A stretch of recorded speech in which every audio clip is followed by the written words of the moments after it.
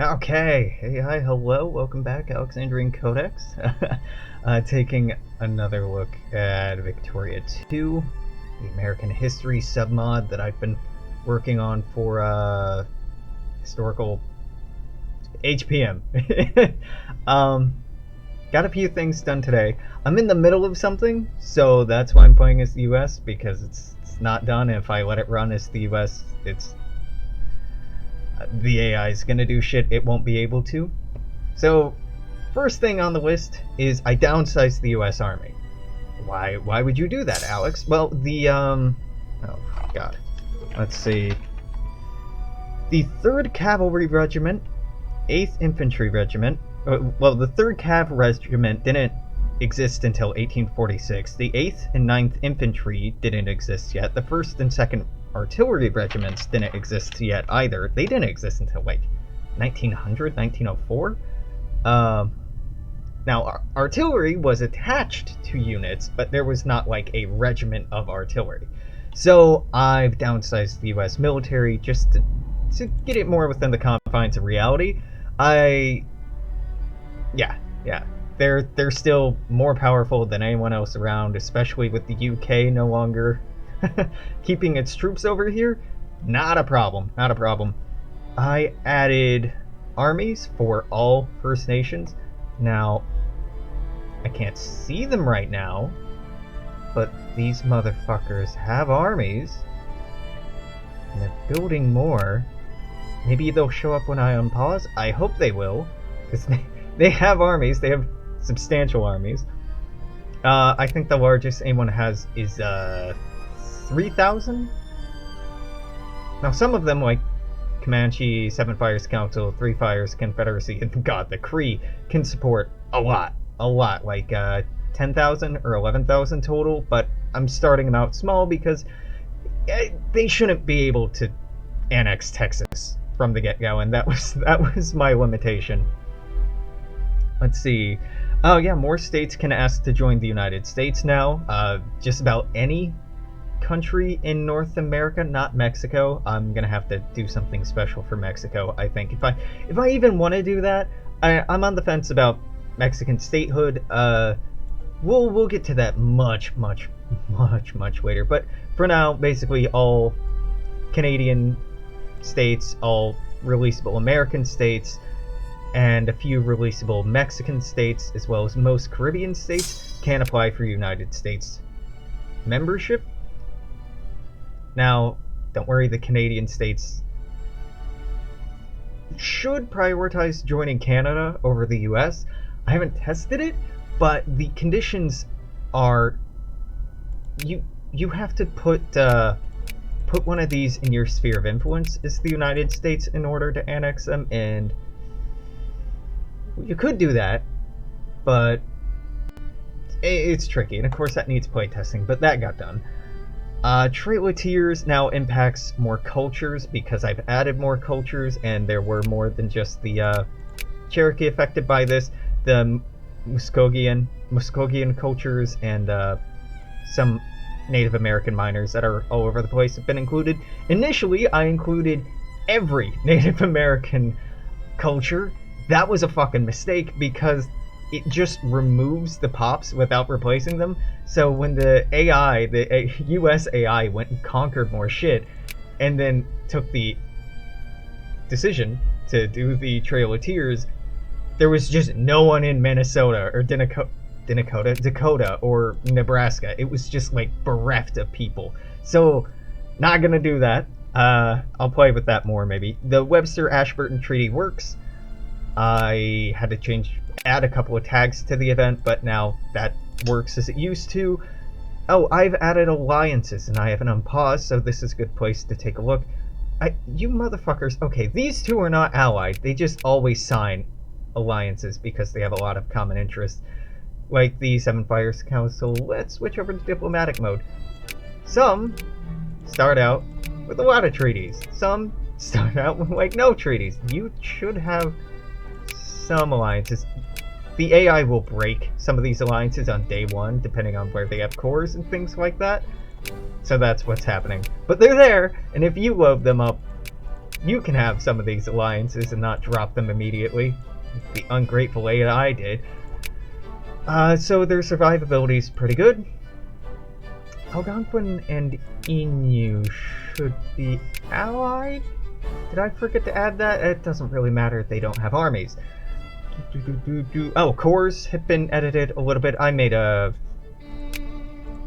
typo with the Iron Confederacy. They had a core here on Fort Union instead of Fort James, but that's not a problem anymore. Staggered Canadian Confederation, and we'll see this as we go. Rather than once 1839 rolls around, just Canada instantly confederates. In 1839, only Quebec and the Red River Colony and a few releasable states up here can instantly join Canada. The others have to wait until closer to the historical dates that they joined, which gives the United States an opportunity to try to snipe Newfoundland or New Brunswick in the Maritime Union here and acquire them. I'll probably go in and play with those events a little bit more, but for the time being, that formed a good groundwork. Now, the thing I've been spending most of this morning on, I mean, all that took a while, but most of this morning on is these. These, and I only have 4 of them done, and there's going to be like twice as many, and I need to change the images. But the relocation treaties. Relocation and treaties that allow us to potentially peacefully annex various First Nations, rather than having to declare war. So what this does, it'll send an event to Caddo, will be the first one, and Caddo will get an event saying, like, you have 2 choices: accept and be annexed, or go to war. And the AI will always pick the first one, just because it's easier that way. Easier to code that way and easier to balance around that. But as a player, you won't have an event that's like, hey, guess what, you're annexed, game over. You can say, no, I want to fight this out. You're going to lose if you do, but you can do that. If you pick the I want to fight this out, the US gets cores on all of your territory and gets an immediate casus belli, so they can declare war whenever the hell they want to, if that happens. But you could potentially survive. And again, these are staggered, so it won't be in the 30s and 40s for the most part that you'll be seeing these, but in the 50s, 60s, 70s, 80s, even 1890s if you're the Iron Confederacy, I think? Yeah, or the Cree. If you're the Inuit, you have until like 1890, because they weren't actually integrated into Canada until like 1926. But anyway, I'll go ahead and unpause this just so we can watch. Oh yeah, that was a thing I did in a media tweet.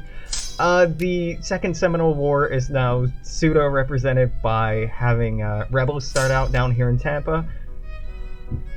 Yeah, I didn't want to have a whole war because that tends to involve more casualties than were actually inflicted. So yeah, that punches the US a little bit. I'm not going to play this with any degree of seriousness. I'm just gonna let this run until 15 minutes and see what we can see. Hopefully we can watch the AI actually get some shit done. No, Mexico. Slavery debate happened instantly this time. That's interesting.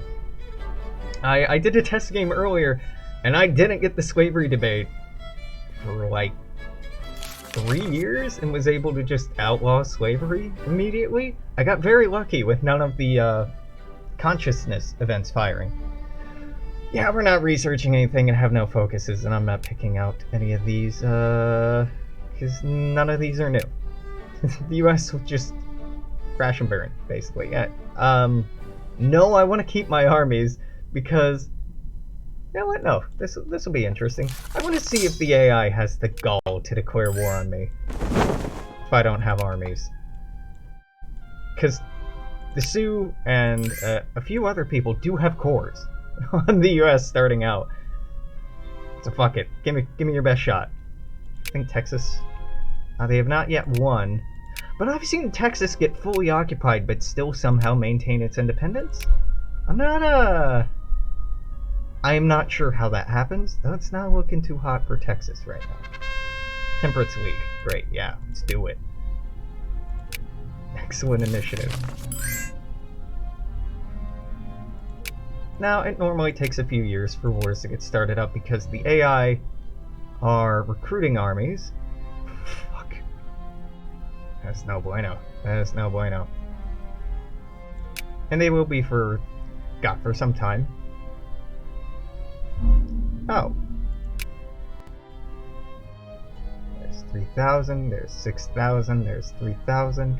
You should have had 9,000 hiding away. You should have had 9,000 here to start with.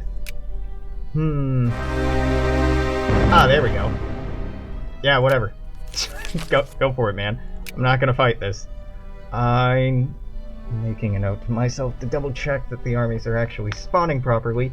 They were. They were when that was the first thing I did tonight, but I've done many things. Check that armies spawn. It may be that the AI is immediately decommissioning those armies if they can't afford them. That's entirely possible. Unitarianism, yeah, great. Can I just surrender? I've never surrendered in Victoria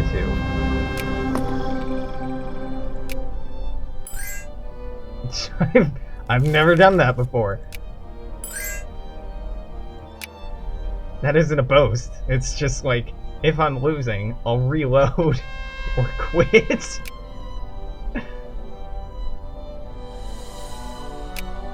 Come on, Kato. I believe in you. You have a core here. I don't have armies. You can do it, buddy. You can do it.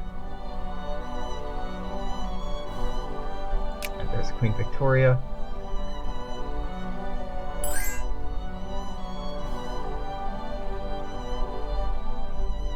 Oh, they are fighting each other. Now, unfortunately, Free Fire's Confederacy tends to kick the living shit out of the Sioux.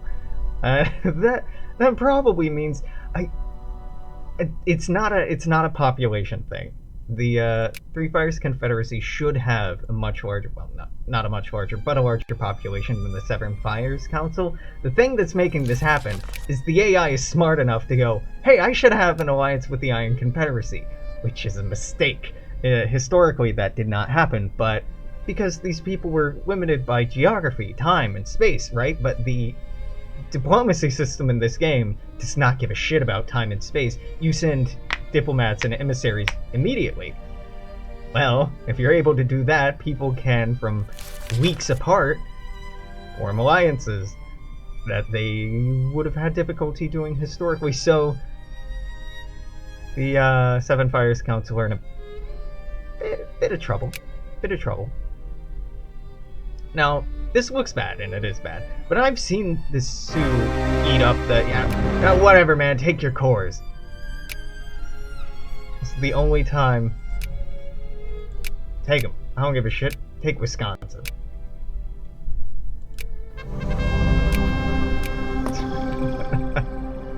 This is oddly satisfying in a way after watching for hours and hours the AI get just destroyed by the US over and over and over and over and over.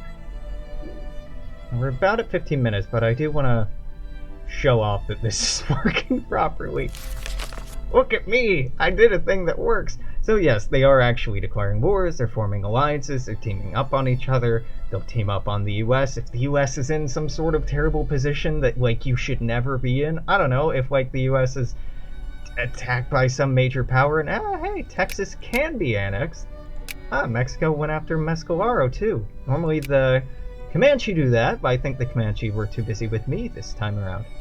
Yeah, and there are variations, which is quite cool.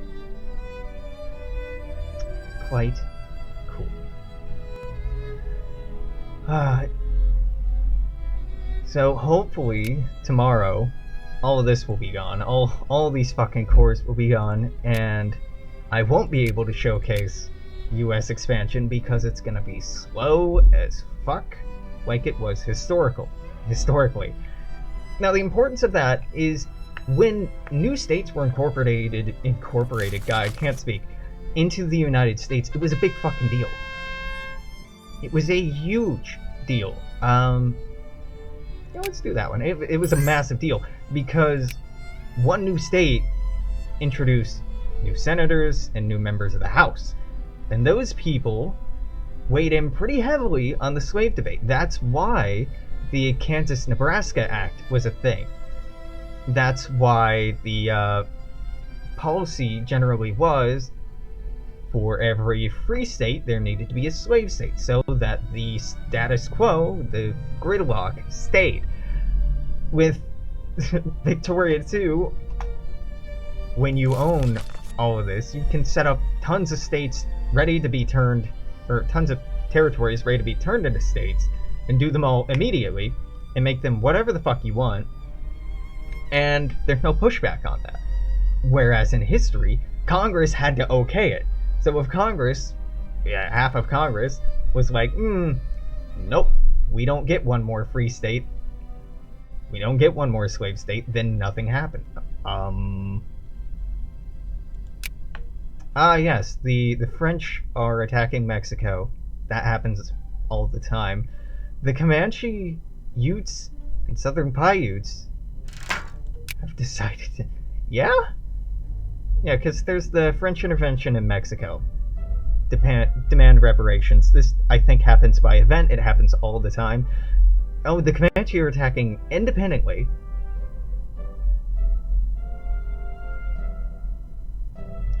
Mexico had declared a war on the Ute. Then the French declared war on Mexico, and the Numunu jumped in. Yeah, Mexico gets,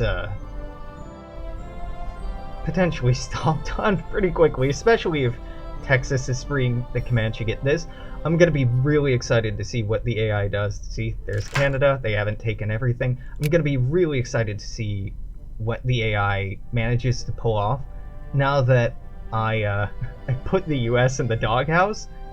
Well, I will put the US in the doghouse tomorrow. That's gonna be fun. That's gonna be very fun, because the Comanche regularly made forays into Mexico substantial distances on raids and things like that. So did the Apache. Mexico had a very tentative control over this for a long time, because there were rebellions, and God, this is even without the rebellious California and rebellious Sonora and Yucatan events that I want to add in. Mexico's already in rough shape, but that was the case. The first half of the 19th century did not go well for Mexico. Really, most of the 19th century, even most of the 20th century, were pretty rough for Mexico. I mean, even things now aren't so great for Mexico. They got some problems. I have not added in any of the Canadian events to eat up other provinces. If I had, we'd be seeing this swap to Canada already. Maybe. I'm considering doing it all as just one event rather than 3 small events. Yeah. It's very cool. So yeah, I'll shut up and put in a cut now, but shit's happening. Oh, full citizenship. Blech, citizenship, absolutely. I forgot that my phone was here. Oops. Hopefully that wasn't killing the mic. Yeah, I'm tired. Yeah. Ideas, suggestions, etc. Let me know in the comments. I do not have an ETA. Oh, Jesus. I do not have an ETA for when this will be done. Again, I want it done by the end of May. I feel like that's an achievable goal. I've been working at it for almost a week straight at this point, and I'm not burnt out, which is great. I could get there, though. I could very easily get there. A lot of the time it's just going to be spent on balance, and hopefully by this time next week, all of the peaceful annexation events will be done. Hopefully by like Wednesday, honestly, but let's say this time next week, that whole gameplay mechanic is going to be revamped. Done. Then the last 2 weeks of May, or last week of May, Jesus. Last week and a half of May, let's say, I want to be programming in events. Events and decisions for genocidal annexing stuff. Content for First Nations, for, I don't know, popular leaders, or historical wars, or, I don't know, stuff. In the US, particularly, Victoria 2 doesn't do a great job of portraying the rise of socialism in the United States, which was a significant thing, and could have gone a lot of different ways. The slavery debate, I want to add some stuff to that. I'm going to go probably year by year, decade by decade, adding things, so I'm going to do it starting in 1836, working my way to 1936, but we'll get there. If you want some idea about what I'm going to do, I think last year I posted a long-ass list of dozens of events that I'm hoping to incorporate, but not today, not today. Now, I'm gonna get the hell out of here, eat,